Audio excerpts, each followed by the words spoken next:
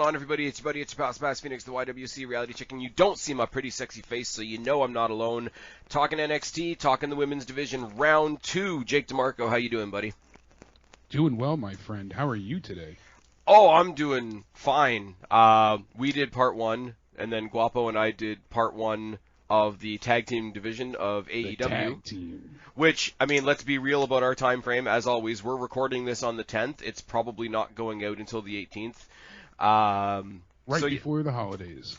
Yeah. And one other really important day. I don't know what's going on. Nope. Just the holidays coming. That's all I can remember. No other. Yep. No. That's it. No birthdays. No nothing. Jesus is the only birthday in December, except I came before him. Hey. And that means your dad did too. Never mind. Oh, you did the thing. Also, you're married now. Yes, indeed. Look how much changes in the course of an episode. Well, first of all, congratulations from all of us. Obviously, hope you had a good time, as much as you can have a good time in these weird times. Thank you kindly. And yeah, since the last time we did one of these, we talked about Raquel Gonzalez in the last pod, and look what's happened to her ever since. We gave her the rub, and then she went on to win.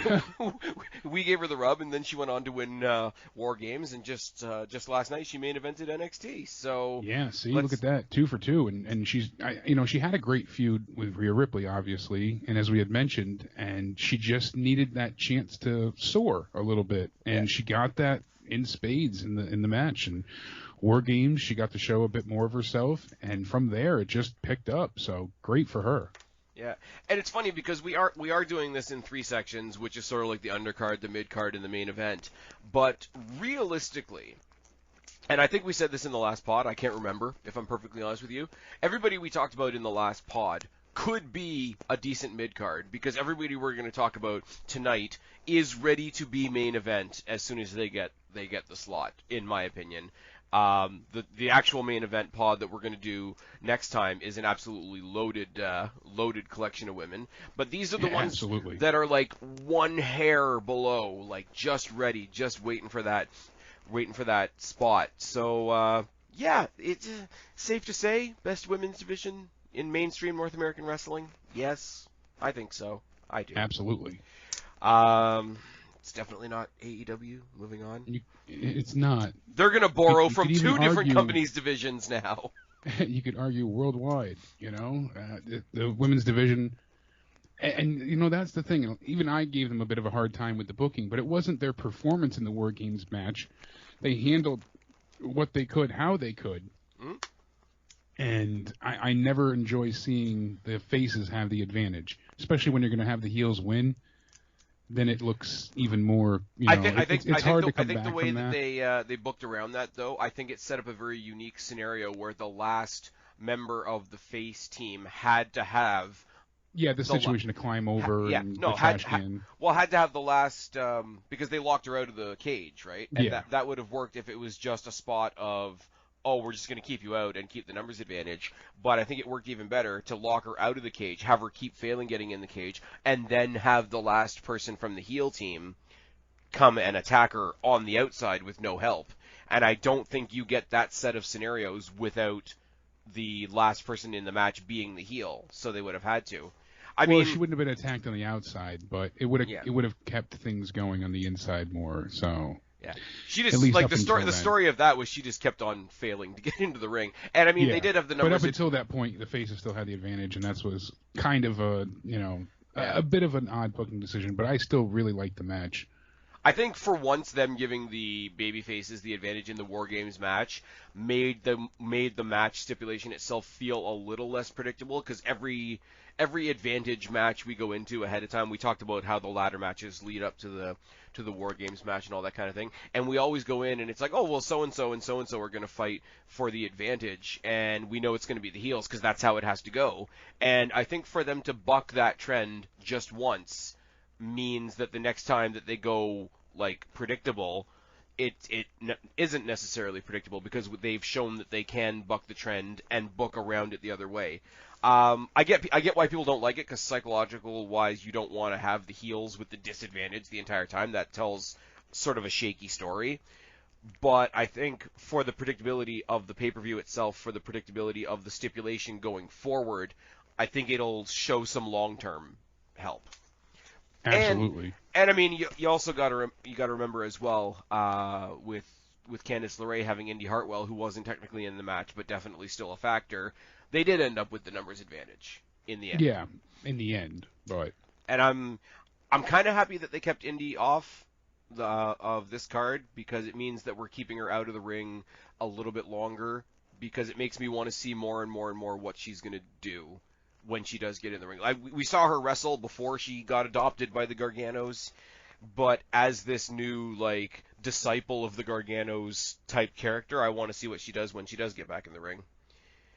Anyways, we're not even talking about her tonight.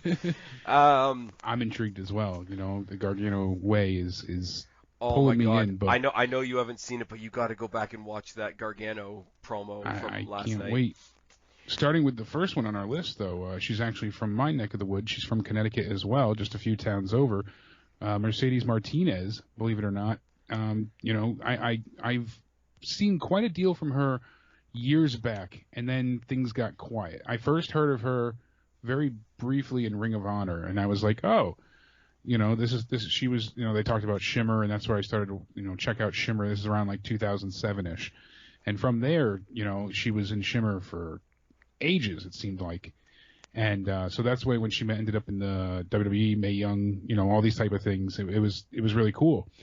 And I've always enjoyed her work. Thankfully, she found a way to get out of Retribution, so that's not pinning her down, and she's sent back to NXT, thankfully. But didn't she basically tell them, like, no, I don't want to be in this? Like, I know she had some health issues with her family, and she was just being safe. But I think there was also a little bit of, this gimmick's a bit shit. I think that was really, and I mean, you know, a safe bet for her. You got to believe that if she was there, it would have been her instead of Mia Yim having her mask randomly fall off in the middle of Raw. And we don't want that. I just love her because she comes in with, like, this effortless air of authority to her. Like, not authority like she's a boss or a GM or anything like that, but just, like, as soon as confidence. Yeah, like when she stepped in the ring, I think the first time I saw her was either in the Mae Young Classic or on a random episode of NXT sort of surrounding the Mae Young Classic when they were doing, like, little exhibition matches to promote the Mae Young Classic. And I just saw her, and I didn't recognize her, and I knew I didn't really know her from anywhere. But it was one of those, like, okay, she steps in the ring, and it's not even a message to her opponent type thing. It's just, as an individual, she stepped into the ring, and that space was now her space. And I don't think there's nearly enough wrestlers, especially in WWE, male or female, that carry that sort of, like, I don't know what you want to call it, like, quiet confidence in what they do and what they're surrounded by. That makes sense. She's legit as hell. I remember in the Mae Young Classic they put over huge the history between her and what's her name? Shayna Baszler. Yeah. God, I wish Shayna Baszler were still at NXT so we could be talking about her right now. Jesus yeah, because Christ. then she was eliminated in the Battle Royal. She came back in by Baszler too, I remember. Yeah. And that was earlier this year, even though it feels like it was 10 years ago at this point. Thank you, COVID. Yeah. I said no, but if you go back, so many things that happened just in the beginning of this year, January, February. It feels like it was 3-4 years ago with how long we've been in this pandemic. Yeah, you gotta. You know what the pinpoint is for me, and I know it's pinned right at the top of your Twitter.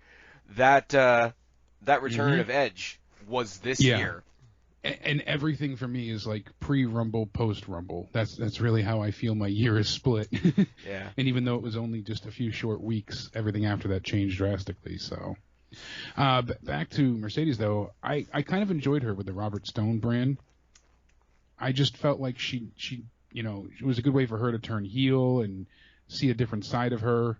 Yeah. But I love the dichotomy. I mean, obviously, Robert Stone playing a great sort of slimy heel, like car salesman type character, and we're going to be talking about him more in a minute. But I think the whole idea that he was trying to rope in clients, and she walked in and told him how things were going to be, I just thought that was such a Like, yeah, okay, I'll let you call yourself my manager, but really I'm managing your management of me. Yeah, Actually, exactly. and I wish I had thought of this before. I didn't think of this till just now. Very much the same way that Roman Reigns brought Paul Heyman on board. Like, I think you could draw a legit comparison there. Like, yeah, you'll be my manager. Shut up and stand over there. I got something to say. Whereas, the direct comparison would be, somebody we're going to talk about in a second, or in Paul Heyman's case, when he was with Brock Lesnar, and Heyman was front and center, and he was making the statements and whatever, and immediately Roman just put him to the side. I mean, we could do a whole separate podcast about the great heel Roman Reigns character that's going on right now. Absolutely. But I think there's a very small version of that when Mercedes Martinez joined with Robert Stone, and it was sort of a pipsqueak, do what you can for me, but I'm going to tell you how this is going to go. Yeah, and it was unfortunate that they didn't give her enough of a chance to show that real heel side of her, because they called her up prematurely, I feel, or they removed her from the Robert Stone brand, I feel, prematurely to call her up for the Retribution faction, which thankfully she got out of. But had she not been called up, I think she would have still been with Robert Stone, even though Rhea Ripley kind of like disseminated the group. I don't feel like that was necessarily the plan the entire time.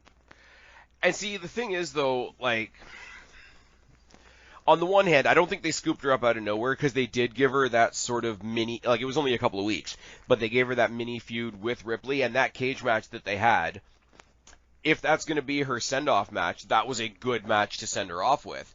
I just think the entire timing of her being sent off was way too soon. Like, if she had been there like a year, and she rounded that time out with that feud with Ripley, but she had barely been there.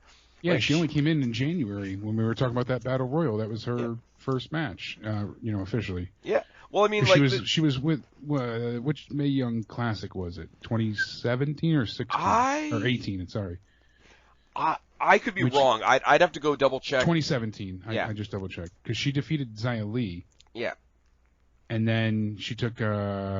She went to the semifinals. Her match, and this is what I was going to say a second ago. Where she was beat by Shayna. Yeah, her semifinal loss to Shayna Baszler was the match that, if I wasn't already paying attention to Shayna Baszler, that was the match that was going to make me pay attention to Shayna Baszler. Because then Shayna Baszler went on to face Kairi Sane, and Kairi Sane won, and all that sort of thing. But no, but it's sort of washy for me, because, like, especially with the second Mae Young Classic, they would have people from the Mae Young Classic on NXT trying to draw more attention to it. So, like, you could say technically she showed up on NXT at that time. They did a very similar thing with the Cruiserweight Classic as well. Yeah. But then so there was that. So she was in the tournament, and she might have been on one or two episodes of NXT as well. And then I know she showed up for a hot minute in AEW. And then, I guess, thought better of it, or whatever, and then came back, and was just kind of there, and then disappeared, and then actually came back. So, she's not been there that long, but that, what we're calling not very long, actually stretches back to 2017. It's just had a lot of gaps in it. Exactly. My thing is, she wasn't there for such a. She's been around for years, but like you said, she wasn't prevalent until really January of this year is when she started to get featured, because that's when she was officially signed with NXT. And see, here's the anomaly for me though, right? Is I love her. I love every match I've seen her in so far. Like I say, she just has that natural, like, okay, this is my part of the show. This is my ring, whatever the case may be. I think she could be and this is going to be a fucked up comparison. People in the comment section, go ahead and laugh. She could be in NXT what WWE thinks Natalya is on the main roster. Somebody that's just there. That's a great point. Somebody that's just there and has the respect, and you know what, might not necessarily be in the main event or headlining every pay-per-view, but like put her in there as a mentor to somebody, put her in there as the bullying adversary of somebody, put her in there as part of a multi-person, hey, I was building my team for War Games and I went and got this veteran and she's going to be the last member, like big pop moment. Like, she could be, My problem is I don't know specifically what you can do, what you should do with her, because the position she's in her life and in her career right now, I think you can do anything with her. Yeah, do what she did so well in WSU when she was their champion. She held the belt for over a year. Look at she has so many accolades and records. They call Natalya the BOAT. But when you look at Natty's history, the thing that stands out to me is her farting on Raw and SmackDown. The BOAT thing is cringe. Absolutely. But it works for Martinez because, she has the world record at one point. I don't know if it still stands, but she had the longest women's match at 73 minutes. Against Alexis. They had that Iron Woman match, and it continued past the time limit for another 13 minutes. It beat out a previous record by 3 minutes. So, and then she's held titles in all over the place. She appeared on AEW briefly, obviously in 2019, but she's been all over the indies and held multiple titles there. WXW, Ring of Honor, Shimmer, as I said, she was involved with for 15 years. So, when you look at the championships on Wikipedia, it goes on. I would be here for 15 minutes reading all of them. Match of the Year, 2018. Match of the Year. Moment of the Year. Wrestler of the Year, 2018. Match of the Year, 2019. It's like right here, Moment of the Year, 2018. Martinez and Blanchard set a new record for Rise 10, the longest one-on-one women's match in history at 75 minutes. So look at that. In 2018, she broke her own record by 2 more minutes with Tessa Blanchard. Jesus. And see, ladies and gentlemen, make no mistake, this is why you get an encyclopedia to be your co-host. Because she was on the PWI, ranked number 2 in 2011. Number 2. There's a reason to have her in NXT. Utilize her. That's the other thing I forgot to mention. We were doing this in the last episode, so I'm going to throw them out here where there are numbers as well. She's 29 this year. And 29 is 29, but 29th best wrestler in the world is still pretty fucking good. And she was barely featured on NXT this year, considering everything. And my I don't want to say problem, but my point sort of sits in, I make the encyclopedia joke because it's true and we all appreciate you for it. But you were able to pull up all that resume that she's got before she got to NXT, right? Yeah. I don't know any of that. I know what WWE showed me in the Mae Young Classic and what I've seen in NXT. And my appreciation for her is already that high, only seeing this little snippet of what she's done. That's the immediate impression she makes. I really hope that she, not necessarily, by all means, if you want to put the title on her for a bit, go for it.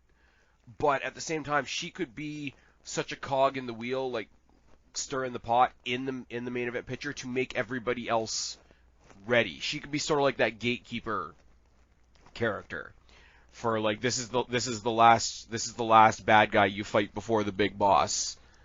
Yeah. Type of idea. And I haven't seen her have a match with anybody yet where she wasn't making the other person look great. No, that's for sure. So hopefully whatever her family health concerns are can abate themselves. The ongoing global situation looks like it's around the corner next year. We'll see how that goes. I expect her to kick some ass, especially recently when you see the main event scene starting to fill up with your Rhea Ripleys, your Reina Gonzalez's, etc. You really could, and I hope people take this in the positive realm that I mean it in, you really could have some King Kong versus Godzilla situations going on there. Exactly.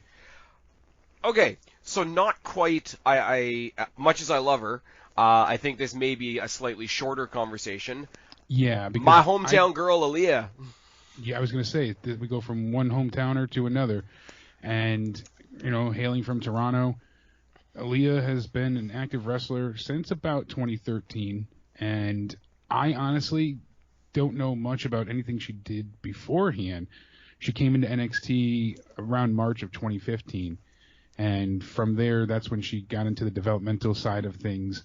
And she actually didn't see TV until I think the next year, January 2016. So,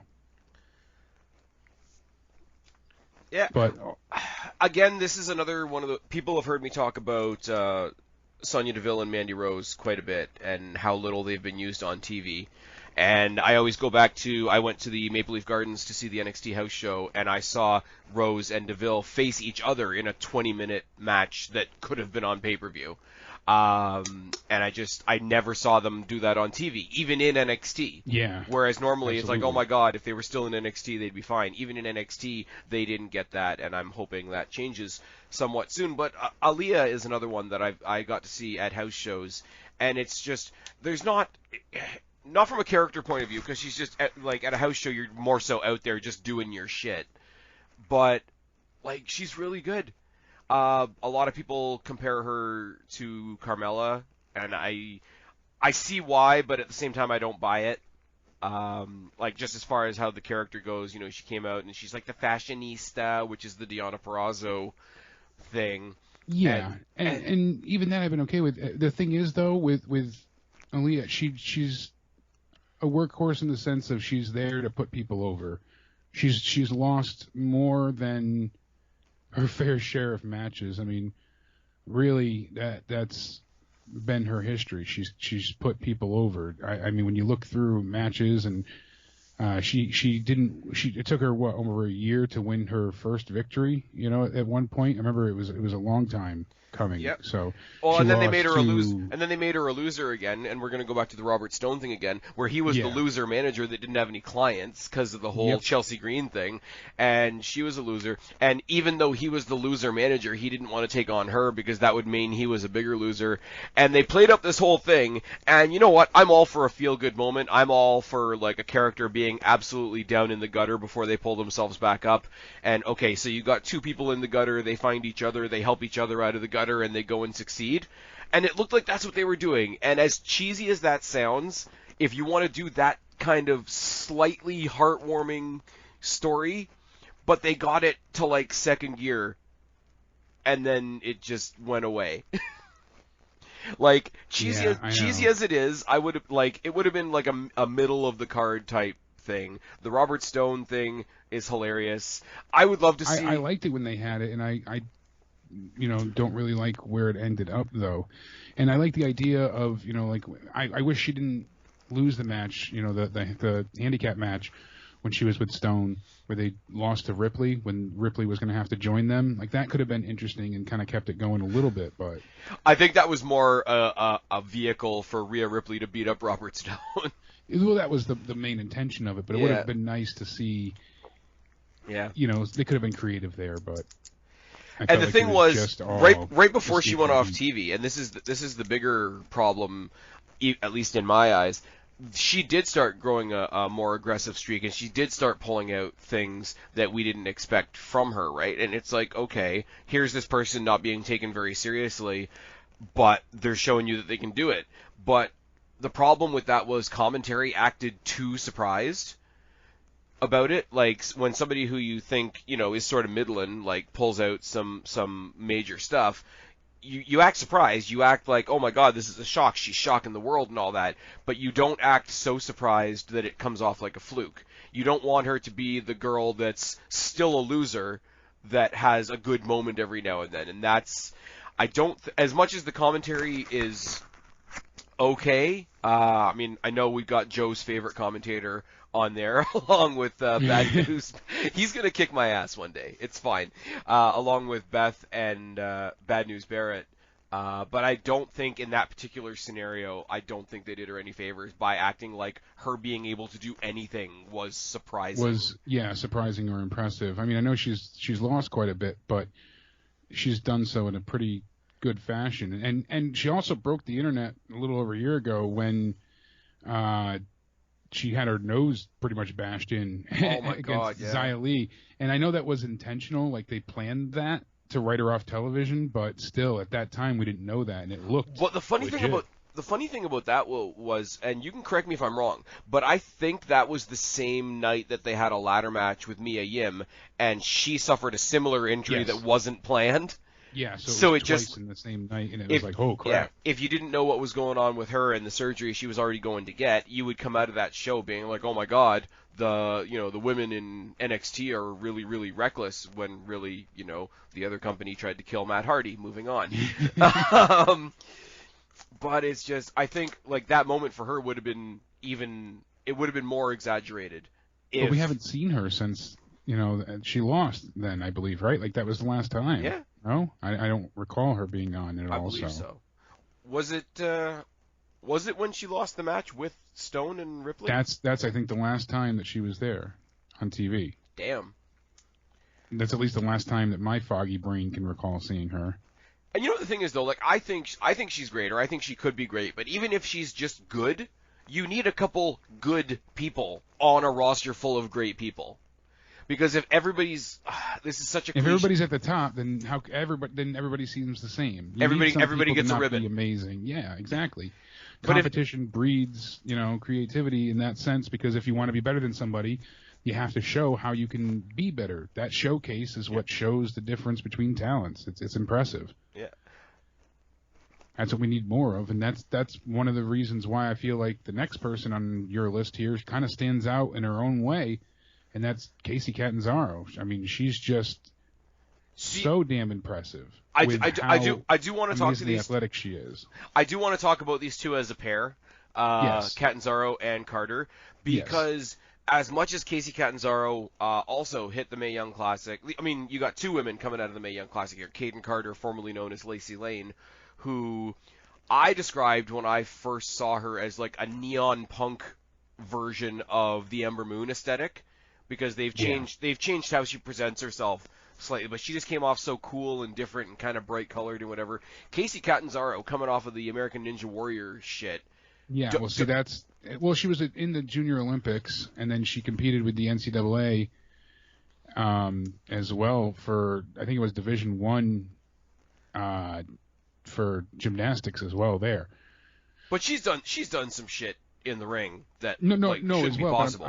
That's what I'm saying. So her major gymnastics background is so damn impressive, and then all the, you know, glory she achieved in Ninja Warrior and Alpha Warrior, and I mean there was a few different types of warrior things that she did before getting to the TV American Ninja Warrior, and I mean she killed it there, and she competed there until I think 2017. That was her season 9 was the last time she did that, and then went to WWE for a tryout and got hired and went to the Performance Center. And since she's made her debut not long after, I was, you know, she lost to Gonzalez, but I really liked what we saw from her, and she's had some great Royal Rumble spots, better than what I've seen from Kofi most times, that have really stood out. And as you said before, some of the things that she's done in the ring doesn't seem possible. She's able to bend, twist, and move in ways that you think the body shouldn't. And as Lane or Kaden Carter goes, you know, she's another one that has something special. And I'm not quite sure what that it factor is with her, but she stands out. I think what it is.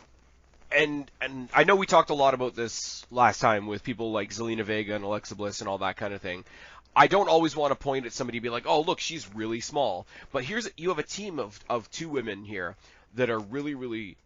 They are, I think, the smallest superstars WWE has on their roster right now. But even in that, you've got one that sort of comes off as the speed person in Casey Catanzaro, and Kaden Carter, who by default comes off as more of the power strength. person. Yeah. House of Fire type thing. And a little fun fact about Carter too is that she was essentially hired to the Performance Center in February 2017, and then when she had one of her, you know, follow-up visits, they found that she had arthritis in her knee, and they took away her contract. So the fact that she ended up making it back to WWE after that that shows how much drive and motivation she had. She went all the way to Mexico after that to win their women's championship. She held the title for almost 200 days before losing it to Tessa Blanchard. So, I mean, and that's God damn it, how many people on this roster have fought Tessa Blanchard? Almost all of them, it seems like. So. Okay, a little side note. We are, and I'm putting this request out to the audience right now because, quite frankly, I need more comments on my videos so I can get some more interaction.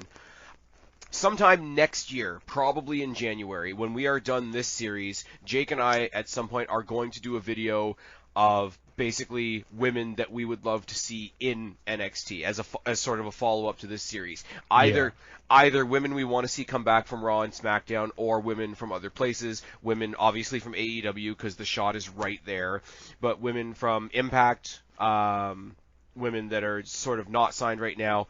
I'll give you a little bit of a spoiler right now. Probably the top of that list is going to be like the Tessa Blanchards and the Jordan Graces. We might surprise some people, though. So what I will say, anybody listening right now that wants to contribute to that, wants to give me a couple of suggestions, please throw it down in the comment section below of this video. If you're listening on the podcast and you're on a platform where you can't necessarily leave comments, you're always welcome to come back to the video version and leave some comments there as well. But that is something, a little bit of a spoiler alert, what you have to look forward to us probably maybe January, February 2021, after we get New Year's Evil out of the way. Absolutely. And, we see here that PWI, the top 100 female wrestlers in 2019, Casey placed 63. Did she? Because this year neither of them placed, and I should have mentioned neither did Aaliyah. But as we say, Aaliyah didn't do very much. No. And these two, there's a reason I cut you off at the beginning talking about Casey, because I specifically wanted to talk about these ones as a team. Yes, that's what I was looking to, because ever since they joined together, it made them both just so much of a, I don't even want to say like driven force, but focused, really. Yeah. I felt like they were just floating, and then they needed that dichotomy between the two of them, like, that difference factor in styles, in charisma, in even just, ring ability as well. They're able to showcase each other's strengths and really go ahead and be quite, exemplary in the ring together. I really have enjoyed their matches, and it's not all spot fests, and constant gymnastic routines either. They do throw things in occasionally, but it's smartly booked in a way that it's usually believable. This is what they got around as well, because when I saw Casey Catanzaro and they were really playing up the Ninja Warrior thing, and the way I explain Casey Catanzaro to people that haven't been watching NXT in a while is think about a move like the Canadian Destroyer, right? Canadian Destroyer is awesome. But if you think about it for even half a second, it shouldn't work. Your opponent has to work with you to make it happen. But, just in terms of physics, your brain doesn't think. That's most of her offense.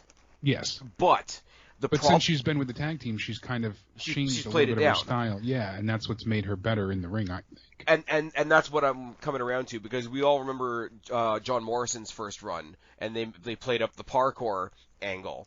But there was a good parkour. Yeah, there was a good period of time though where he did the parkour gimmick more than he actually wrestled, and it was like him. Yeah, they had tons of vignettes and things of him running around, free running. Oh, I just mean even in the matches, he wasn't wrestling. He was showing how many different ways he could run along the ropes and stuff like that, which is cool. And the ability is fantastic, but also you need to get in and wrestle, or you are a legitimate spot monkey. And I thought they were going to go down the same road with Casey Catanzaro. I'm glad they didn't. Yeah, another one-trick pony.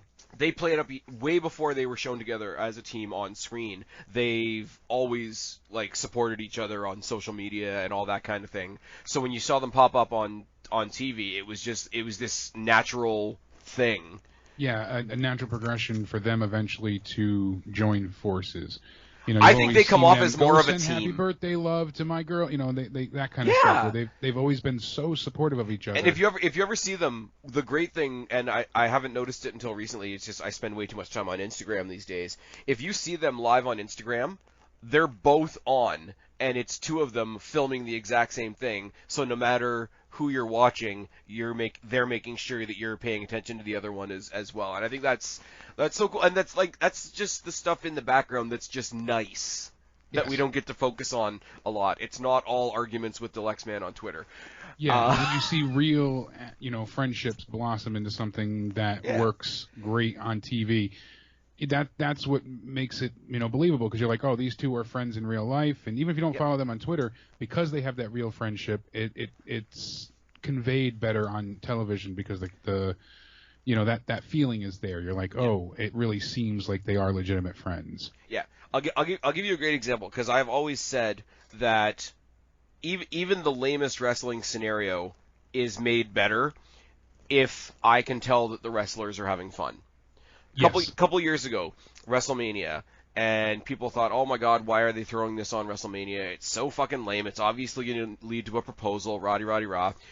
John Cena, Nikki Bella, Miz, Maurice. Right? Nobody really thought much of that match other than, oh, thank God John Cena's not in the main event, right? But I'm like, these guys are friends.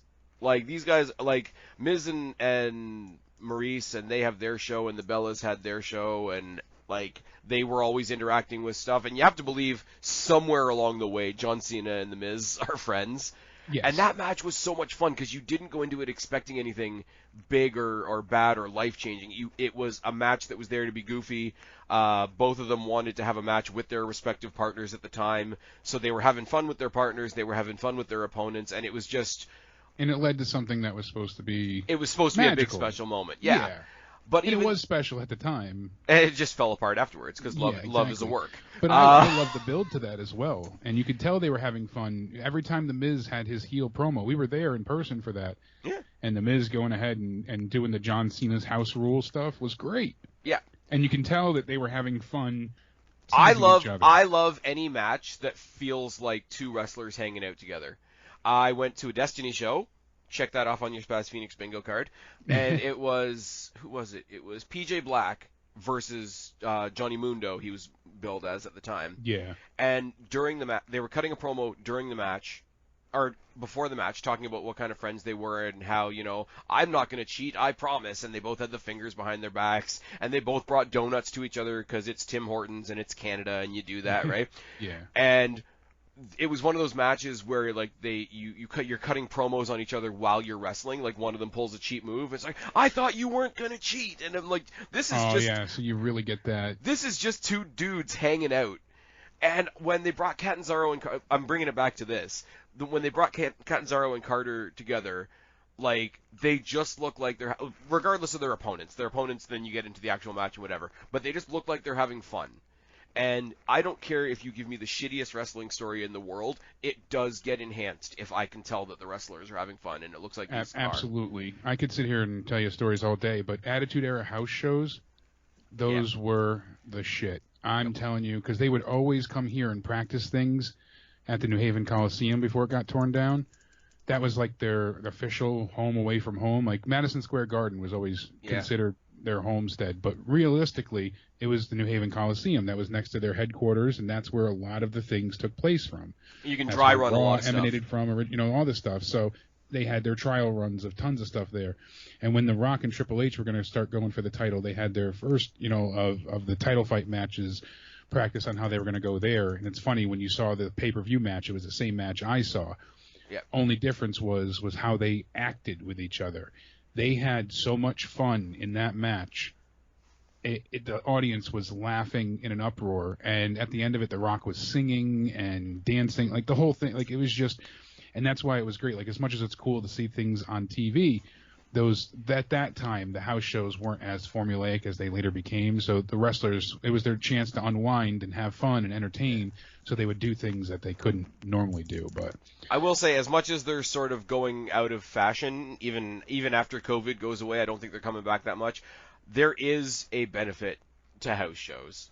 Yeah, house shows, independent wrestling, all of that, absolutely, because it's a smaller audience and you're able to connect with them easier, and there's a certain feel. Well, they're not slave to for WWE anyway. They're not slave to kayfabe if it's a house show. Exactly. So they can really. The problem with that is that social media became so prevalent that everything got broadcasted and recorded, and they couldn't. Yeah, really people get away when they got the network, it was like, oh, I guess you guys are going to start televising house shows, eh? And I'm like, that would entirely defeat the point. Yeah, it would have been something cool to see for some of them, but you know. Yeah, like if you pick one in the month, that's like, oh, we're just going to bring you into the house show vibe. Like that's how you got Roadblock. Roadblock, the first one up here in Canada, was supposed to be a house show, and then that's what I was going to say. On that point, that's how Roadblock started. And I mean, I paid a house show price for that ticket, and then they're like, "Oh, by the way, your house show is a pay-per-view now." I'm like, "Sweet." Yeah, that was Ambrose and Triple H. Yes, right? and that one near fall that made everybody shit themselves. Yep, with the boot under the rope. So. Yeah. That was a great match. Anyway, so Continue Casey on to Catanzaro, someone- Caden Carter. yeah. I'm not gonna lie to you. Like, there's a whole lot of other combinations that we've talked about before, Shotzi and Ripley, or Ripley and Storm, or whoever. As much as that's really really fun, the actual reason I want them to bring those tag titles to NXT is Catanzaro and Carter, Yes, because they those seem two. so made for those titles. Oh, the matches they could have, and I would love to see them win it and go ahead and really, go on a tear. That would be great. Yeah. Anyways, so we're gonna move on. Sort of keeping an eye on the clock for once. I'm actually, doing things semi-professionally because I know you got to go out and do other stuff because you're in high demand. We're gonna talk about somebody who you and I have praised a lot recently. Absolutely. In the form of, and she's hidden away in NXT UK, which is an absolute crime, and that's Piper Niven. Yes. I wish she was involved in the actual, I don't want to say actual NXT, but in the American NXT. I call it like NXT proper because like Yeah. any other branch is gonna have like a name attached to it. They're still that's a thinking great way about to- doing to NXT label Japan, which blows my mind. But if they did like NXT Japan, NXT UK, NXT Australia, and then like this NXT would just be like NXT proper. But oh my Yeah. God, get her in now- front of an audience. God damn. I didn't know Piper Niven until really just before, I want to say, 2018, like very late, just before she got into NXT UK happening, like when all that started to, when she got involved with that. Did you see her in the Mae Young Classic? No, yes, actually. So it was 2017 when I first saw her. Second Mae Young Classic I thought was Or hilarious. 2018, right? Yeah. Yeah, she was in the 2017, second one. 2018, yeah. Yeah. The second Mae Young I Classic forgot she was in that. So yeah, I saw her then, but I saw her also. I know she had a match with Kaylee Ray at one point that I saw with something, and that was like my first introduction. Yeah. I think it's so funny that like the second Mae Young Classic was so blatantly to quickly build themselves a division for NXT UK. Yeah. Yeah, like you they really look at all the just- ones that are like standard bearers over on that side, the Kaylee Rays, Rhea Ripley, Toni Storm, Piper Niven, Ela Dawn, I think Xia Brookside even, Ginny. There's going to be other people I'm forgetting. But my whole thing with her was I remember Toni Storm and Rhea Ripley from the first Mae Young Classic and wanting them to get farther in the second one because I had been cheering on both of them. And then I come across Piper Niven and I'm just like, fuck me, who am I cheering for now? Because I've always said Rhea Ripley, Toni Storm, fucking stars, capital letters, right? And then I Yeah. see Piper Niven, who's so goddamn different. And we've made the comments before, like, no secret, she's not a Barbie doll. Like, No, absolutely not. And and she's it's dealt with awesome quite for a it. bit. That's the thing. She doesn't have that prototypical look at all. She's foreign. She's from Scotland, so she's got a great sounding accent. And she's been through a lot of trials and tribulations as far as her life is going. She's revealed she has Bell's palsy. I Yep. mean, she also came out as bisexual, so she dealt with criticism from that. And, here she is standing tall, so I give her a lot of credit. And, everything we've seen from her in NXT is so damn impressive. And you figure with her size, she wrestles at just it's amazing. She has such a pace.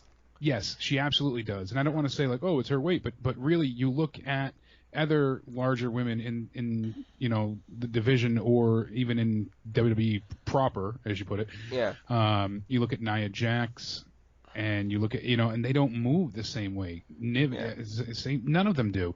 She floats almost like she's so light on her feet, and she's able to be super powerful too. I will say in Nia Jax's defense, and I don't defend Nia Jax that often, that change in her happened when she went to the main roster. She was trying to build herself up a decent set of pace when she was wrestling in NXT. I think they've intentionally told her on the main roster that's not how a big person's supposed to move. And if I'm even remotely right about that, that is fucking terrible. Regardless of what I think of Nia Jax, yeah, if I'm right, that's fucking terrible. Like she's not a hummingbird by any stretch of the imagination, but she did move faster and absolutely strike harder when she was in NXT. And this is the thing too, like Piper Niven moves with almost like this defiant like without saying anything, with this defiant, like, this is how you think I'm gonna be, so I'm gonna be anything but that, and I fucking love that. And she's got a great storyline so far that I'm enjoying in the UK with Ginny and everything that's going on there with, the Falls Count Anywhere match a few weeks back was really good. Yeah. So, I mean, she's just very focused again in the ring, and you see it. She's definitely got a lot of determination with everything she's dealing with, and she's proved her haters wrong time and time again, and I really wish we could see her more in NXT proper. She's got quite a list of championships herself. I mean, everything from, as I mentioned before, with Showcase Pro Wrestling, World Sport, Worldwide Wrestling League. She was in Insane Championship Wrestling, so she was in ICW for a while. She was the women's champion 2 times there, and she won a championship tournament. I mean, it goes full tilt, fierce females. She's been all over the place. And that's why I was so surprised I didn't hear anything about her really until right before or right around the Mae Young Classic time, as you pointed out. So I got something for you. I don't think NXT is ever going to completely adopt the Elimination Chamber gimmick because they have their own. But if they ever adopted the Elimination Chamber, Toni Storm, Rhea Ripley, Raquel Gonzalez, Mercedes Martinez, Piper Niven, and pick any other powerhouse you want. Tell me that match wouldn't wreck. Yeah, that would be incredible. Absolutely. Oh, well, bring back Asuka for a night. Throw Asuka in there with all the... There we go. Give her something real to do. This is going to sound incredibly problematic, but bring her in to slay all the monsters. Once again, hey, that's what she was great for, so... There's a Godzilla joke in there somewhere, and I'm a terrible person. Oh, if that was in China, you'd be having to apologize right now. Hey, China's not even here anymore, man. Come on. Jeez. Oh, this isn't even wrestling related, but have you ever heard of a reverse exorcism? No. That's where the devil comes to pull the priest out of a child. I'm going to hell. It's fine. I am as well. I just want to make sure I got a bus ride there, because it is a long walk. And neither one of us likes the heat. That's for damn sure. We're not going to make it. We're gonna be in one of those scooter ads. What the fuck is complain. Okay, so that's... bitch to management. Did Piper Niven place on the PWI list this year? No, she didn't. Surprising I think... again that she didn't either. Yeah, but consider how inactive NXT UK has been this year, and the fact that the PWI is based on even what she did in March and a little bit when they came back in June, like I figured that would have been. Yeah, but I gotta figure they're matching them up against people that never stopped and have still had achievements week to week to week. Now that's incredibly unfair. Or, excuse me, I said June. I meant September. I'm thinking backwards, but yeah. It's incredibly unfair, but somebody on a brand that keeps running through the pandemic is going to have more achievements, more matches, more moments than somebody that's basically sitting at home waiting for their show to start again. Yeah, it's unfortunate. Everything was so unfair. Inactive that's why I'm surprised that. I know. Still at her stature, she should have been higher, or at least on the list. It looks like they're going to revisit Storm versus Ripley on NXT. Sometime soon, which was the feud when NXT UK started. Yes, Ripley, and for a good damn reason. Ripley and Storm, and it was so funny because their roles were opposite to what they are right now. That's why I'm looking so forward to it. Yeah. But these two were the feud. But when they threw Piper Niven into that mix, it was Austin and The Rock, now throw in Triple H. Not to that level, but pretty damn close. So I hope we get her on main roster. She's on here kind of as an honorable mention, seeing as she's not actually in the NXT that we're talking about. But I'm doing some wishful thinking on my part with the list. Now, somebody who needs all the wishful thinking that we can possibly pass her, unfortunately, is goddamn Tegan Knox, man. As we said from everybody, she was born in Wales, 94. And at age 13, she suffered a knee injury that would ultimately cost her a place on the Wales under-16 team. And when she turned 16, she gave up football and took a long hiatus from all sports. And she said that her knee and a lack of passion for sports was kind of, just not making her want to continue. And then she eventually, as a fan of professional wrestling, she loved Molly Holly as her favorite female wrestler and dream opponent, and that made her go ahead and get out and become a wrestler. I remember seeing her Kane. Because she does the Lady Kane gimmick. Yes. Which is another one of those things. You know, which is another one of those things that just it shouldn't work. No. But it does. She's almost never the bigger person in the match, and she still goes for the choke slam. It's I love that every time. I love the Halloween night where they actually let her come out fully dressed, you know, and Kane and do the Paul Pyro and everything. But I first saw her, as we've been kind of keeping with this theme, when she was teaming with Pete Dunne as Nixon Newell when they did the Suicide Squad stuff. I remember seeing her as Harley Quinn and him as the Joker. Really? Yeah. I must have missed that one. They dressed up at that point, and they had it was Kevin Owens and Sami Zayn that they took on. It was pretty damn good. So I remember that one being a standout, and that was at Attack Pro Wrestling. I was going to say it wasn't in WWE. That's for damn sure. No, certainly not. This was like 2015 or 16. But she's another one that's been wrestling for. Would it have been Generico and Steen at that point? Yeah. Okay. I think it was even different names that they did because they had. Okay. Or maybe they didn't fight them. Maybe it was somebody dressed as them. I don't remember. It's so long, but I remember something about Owens and El Generico being involved. Yeah. She's such a babyface, man. Like Bayley, she really is. Bayley back in the day was the super babyface, but it was like that cringy, childlike thing that was weird.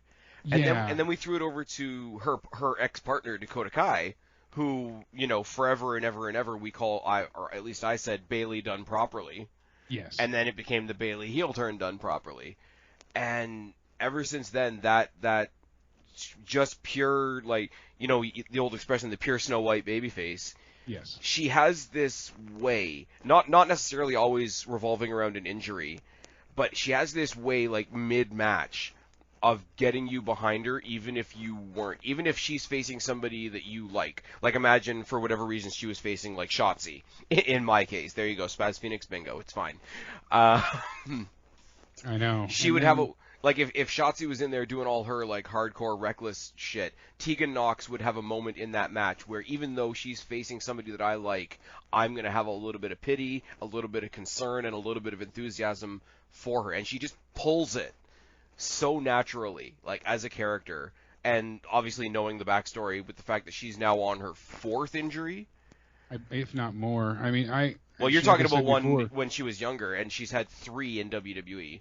The one 3 alone in WWE. I believe there was another one along the way as well. I'll have to double check, but I know I was so excited when I heard that, you know, Nixon was going to be in WWE for the Mae Young Classic, and then she got replaced, and I'm like, yeah, why?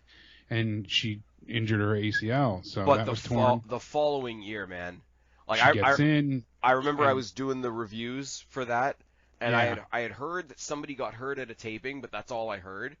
Yep. And holy Christ, man, like, you figure, okay, something happens, they go to commercial break. No, they showed the whole thing. They showed her trying to get back in. Yep. And she had a breakdown on national television. Yep. That was rightfully like, so. That's how bad she wanted it.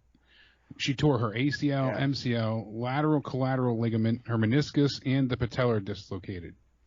Yeah, and even still, like, when they had to basically make her stop and take her to the back, and they did a video thing on this shortly after the fact, and I think I covered it at the time. For anybody listening that's brand new to the show, go back and check out my playlists. I have playlists of recordings of both Mae Young Classics. But definitely worth checking out, and that made her into such an ultimate babyface as well, with her extreme determination. What kills me though, and you know, I'm pretty much a sarcastic asshole, but I do have the feelings too. And Triple H goes to see her while she's getting checked out by the doctor, and the first thing she does when he walks in is apologize to him for getting hurt. Exactly. Like, goddamn. And then you find, like, they did the kayfabe injury. They played up on it with the massive heel turn of Dakota Kai last year, which as a piece of storytelling was fantastic. I think amazing. So good. You and I talked that up in this year's War Games. War Games preview. Yes. And the effects of that heel turn carried her through a full year, because we just passed War Games this year. So to play up on that, and then when Dakota Kai made her entrance, like instead of having entrance music for a while, she just came out to the sound of her attacking Tegan Nox for a while. I'm like, that's so fucking brilliant and simple. But then to hear that once again, it worked on so many levels. But then to hear again that she's been hurt for real, I'm like, god damn, dude. I know. Just goddamn. So just disheartening that she is. The only thing I will say, injured yet again. If you want to call it a positive, and I'm really not trying to say that it is a positive, but if you're gonna get hurt now while the world's on pause. You know, people are out for a lot of reasons. People are out having kids. Becky Lynch had her kid. That's fucking awesome. Yep.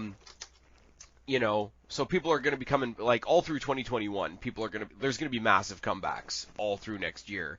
People that were either overseas or doing medical stuff or taking care of their families like Roman Reigns was, or dealing with injuries like she is. I think 2021, if we play it correctly and all the things sort of go in our favor, it's just going to be an entire year of returns, and I'm 100% okay with that. Yeah, I mean, it leads to, more excitement, surely, so I'm fine with that. But I just hope, let's hope the fourth time was the charm, and she can kind of stop getting hurt. Maybe, much as I love Shotzi, maybe don't put her in a match with Shotzi right away, because we know Shotzi wants to bring back hardcore wrestling to NXT. But yeah, like nothing but positive vibes for this person who has no idea who I am, but just goddamn, man. Like, if I see your life fall apart in front of me on my television, I'm going to feel something for you. Absolutely. It's going to stick with you for a while. So now let's flip over to something on a high note. Let's do something a slightly different way, a slightly better way. Let's do something, shall we say, the Gargano way. A real yes, that just happened. Candice LeRae, man. All character. Like, wrestling ability was never in any question. Yes. I feel like almost skipping her as a wrestling talent, and this fucking character that she's got going right now with Johnny is so fucking good. With her husband, real life husband, I have to state that, as if I don't think anybody doesn't know that. But Candice has really, really impressed me for a long time, and she's been wrestling for ages. 18 years at this point. She started it at sometime around there. She's 35 now, and she started sometime around 2002. Crazy. Absolutely crazy. Am I right in thinking she was in a tag team with Joey Ryan at one point? Yes. That's when I was first really introduced to her, when she was taking on the men in intergender matches. Yeah. And as the lumbar check is one that stands out that she got launched with. But oh my God. There's been so many times where we've seen her take on Adam Cole, Johnny, Tommaso, Roderick Strong, Morrison, TJ Perkins. The list goes on. And she hung with the guys. It wasn't like, and they treated it with a level of respect. Like she was able to overcome some of their movesets, but the guys usually would be more dominant. But she found a way to get her comeuppance somehow, and it always worked. But they also knew, like, okay, you're fighting a female. They didn't treat it like, it's another guy, guy versus guy match. And I always respected that. That's why I always said, like, in WWE, it's always a debate, because I don't think WWE is ever going to do it. But I think the half measure of it would be if they had let a couple of women from the other brands, if people gave a shit about 205 Live, I would have said let the women go in and get the odds and ends matches with 205 Live, because you put the women's division with the cruiserweight division. I think people are going to be a lot more comfortable with that than, say, Casey Catanzaro versus Brock Lesnar. Yeah, think about this. I mean, she was the tag team champion with Joey Ryan, which I don't think they want acknowledged now, but she beat the Young Bucks. They were known as the world's cutest tag team, but you think about it. The nice.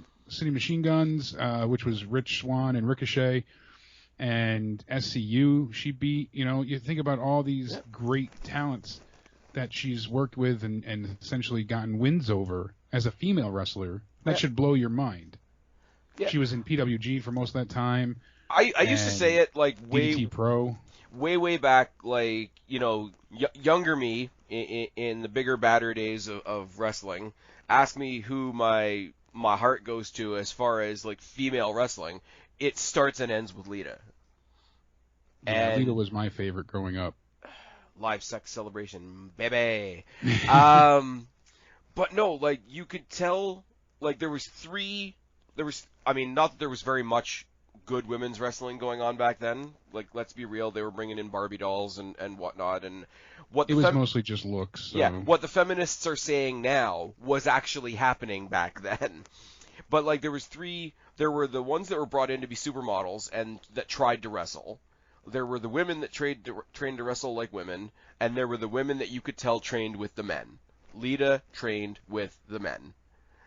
Candice LeRae, you can tell she wrestles with men. The main person, I mean, we're going to talk about Rhea Ripley next time, but the main person she trains with is her boyfriend, and they wrestle. Yes. And I mean, she's not exactly your typical woman, so that's slightly different comparison. But you can tell the women that do intergender wrestling. You can tell the ones that were trained by both male and female, and it's not.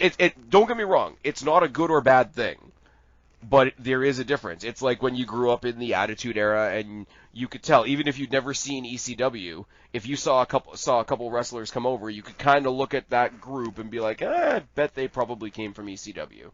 It's just like that certain type of vibe, and you can tell, like the women's wrestling. I mean, Shayna Baszler has talked about wrestling with dudes and like working on technique more with dudes than with chicks, because she doesn't want to wrestle like a chick. She wants to wrestle like a wrestler. And I guarantee you, for Candice to be in such an established tag team with a dude, would have probably had that same mentality. I don't want to be a women's wrestler. I want to be a wrestler, and that's fucking great.